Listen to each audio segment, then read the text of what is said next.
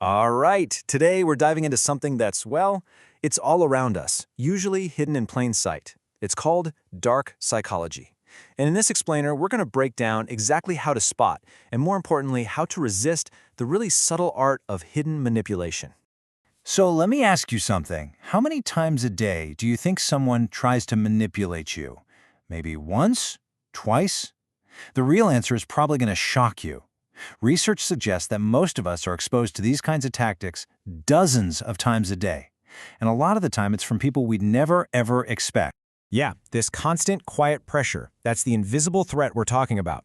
Now, let's get one thing straight right away. This is not a how-to guide for becoming a manipulator. Absolutely not. Think of this as a self-defense manual. It's all about giving you the tools to see these tactics coming a mile away before they get a chance to sink their hooks in. So, what do we actually call this invisible threat? Well, the official term is dark psychology, and what that really means is a whole toolbox of psychological tricks designed to influence, control, or even exploit people. The really crafty part is how it works. It's designed to completely bypass your logical, rational thinking and go straight for your emotional weak spots. Okay, so you might be thinking, wait a minute, isn't that just persuasion? And that's a fair question, but no, there's a huge bright line between the two. See, good, ethical persuasion, that appeals to your brain, to reason, to logic. It gives you the facts and lets you decide. Dark psychology, it does the exact opposite. It's not interested in facts, it targets your vulnerabilities, and, get this, it thrives on creating confusion. And that, right there, is exactly what makes it so dangerous. It's not just about getting you to do something, it's designed to slowly chip away at who you are. It plants seeds of self-doubt, it turns your own fears and insecurities into weapons against you, and in the most extreme cases, it can literally rewrite your sense of reality.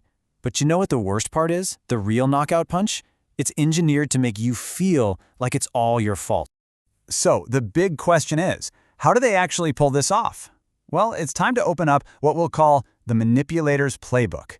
We're going to look at the core techniques they use, starting with the number one, most fundamental tool in their entire arsenal. Right. So the first thing you have to understand is that manipulation isn't about brute force. It's not a shove, it's a nudge. It's all about subtly steering your behavior, but without you fully realizing it or giving your informed consent.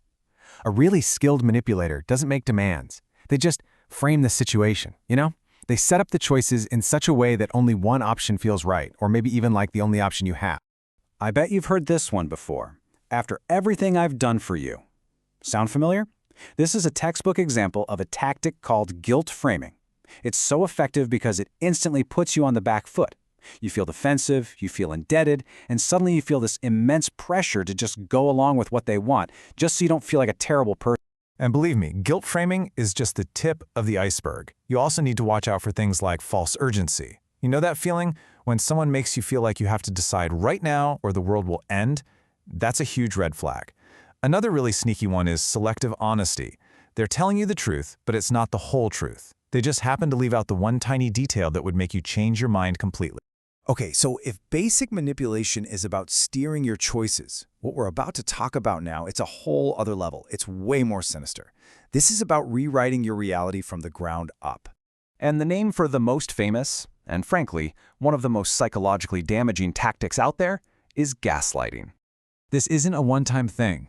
Gaslighting is a slow burn. It's a systematic process of undermining your perception of what's real.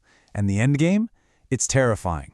It's to make you doubt your own memories, your own judgment, and eventually even your own sanity. And the crazy thing is, it often hides in plain sight. It uses these little phrases that we've probably all heard at some point.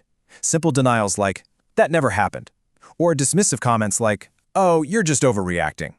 The thing is, when you hear this stuff over and over and over again, it starts to work. It's like water on a stone. It just wears down your confidence in what you know, deep down, is true. All right, the next major tool in the playbook is called emotional exploitation. And this one is particularly cruel because it takes your best qualities, your empathy, your loyalty, your need to connect with people, and it turns them into weapons to be used against you. So, how does it work? It's actually a chillingly simple two-step process. Step 1, the manipulator figures out what you care about the most. Is it loyalty, you need for approval, a fear of being alone? And step 2, they grab that thing and use it as a lever to control you. In the real world, this can look like a lot of different things. It could be the person who is always playing the victim, making you feel perpetually sorry for them so you'll do what they want, or it could be someone who gives you the cold shoulder, withholding affection or approval until you finally cave. It can even look positive, like someone who showers you with praise, but only when you do what they want. They're basically training you, like a pet, to seek their approval. Okay, I know this all sounds incredibly dark and honestly a little scary. But here's the good news. There is an antidote. There is absolutely a way to defend yourself. And it all starts with one simple, powerful idea. Your awareness is your shield. This quote really gets to the core of why these tactics are so effective. It does not force submission. It manufactures consent. Think about that. It's not about forcing you to do something against your will. It's about making you think it was your idea to begin with. The person on the receiving end feels like they're making a free choice. But the reality is, that choice was carefully engineered for them. And that's exactly why the ultimate defense is just knowing the playbook. That's it. The second you can put a name to the tactic, the moment you can see the puppet strings, all of its invisible power just evaporates. So, what can you do, practically speaking? Here's a simple 3-step defense strategy. First, just start noticing patterns in how people make you feel. Is there someone who consistently leaves you feeling drained or guilty or confused? Second, start questioning emotional pressure. The next time you feel that intense push, just ask yourself, wait, why am I feeling so rushed? Why do I feel so guilty all of a sudden? And third, this is maybe the most powerful tool you have, just pause. Before you react, before you agree to anything, just take a breath. Now, the goal here is not to make you paranoid. We're not trying to make you suspicious of every single person you meet. The goal is clarity. It's about being able to see the difference between a genuine, healthy relationship and one where something is off. It's about spotting that hidden, harmful manipulation. So I'll leave you with this to think about. Have you ever had that aha moment? You know, you're looking back on a conversation or a relationship, maybe months or even years later, and it suddenly hits you, you were being manipulated. That little flash of awareness, that moment of clarity, that's everything. That is the first and most important step you can take to make sure it doesn't happen again. Stay aware.